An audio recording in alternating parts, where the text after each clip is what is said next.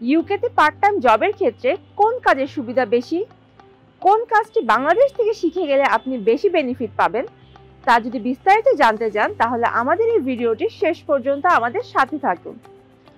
UK তার international স্টুডেন্টের জন্য ওয়ার্ক পারমিট দিয়ে থাকে, অর্থাৎ একজন স্টুডেন্ট পড়াশোনার পাশাপাশি উইকলি 20 ঘন্টা কাজ করার সুযোগ পাবে।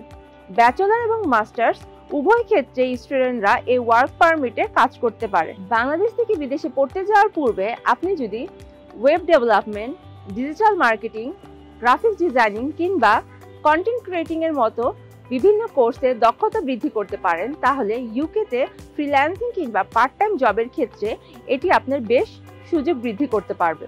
এছাড়াও রিটেল, হসপিটালিটি, কাস্টমার সার্ভিস কিংবা ডেলিভারি সেক্টরস, এগুলো ইউকের ক্ষেত্রে বেশ জনপ্রিয় একটি পার্ট টাইম জব। আপনি যদি বাংলাদেশ থেকে এইসব ব্যাপারে দক্ষতা অর্জন করে যেতে পারেন, তাহলে ইউকেতে আপনার জব ম্যানেজ করা হয়ে যাবে বেশ সহজ।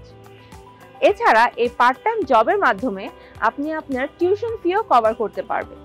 তাই অবশ্যই বাংলাদেশ থেকে বাইরের দেশে পড়তে যাওয়ার পূর্বে এসব ব্যাপারে দক্ষতা অর্জন করুন।